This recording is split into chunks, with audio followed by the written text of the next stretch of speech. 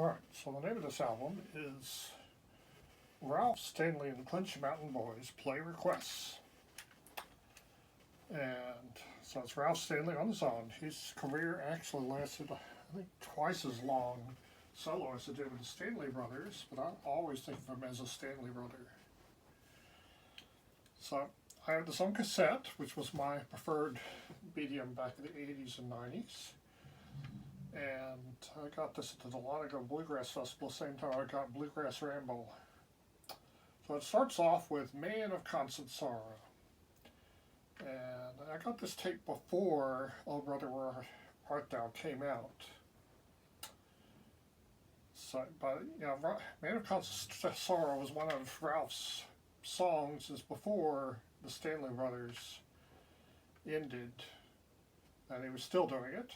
That is Maple on the Hill, and Flood of 57, and then Pretty Polly, and Clinch Mountain Backstep, which is his best instrumental, and then Don't Ask Me Why.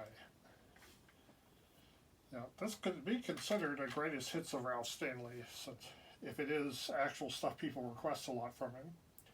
The side 2 begins with Little Maggie, and then All the Love I Had Is Gone, which the lead singer he's got here sounds a lot like Carter Stanley, though Ralph Stanley's doing some lead singing himself occasionally.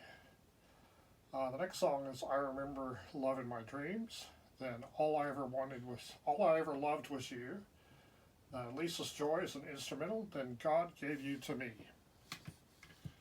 So it's a pretty good album. I recommend it.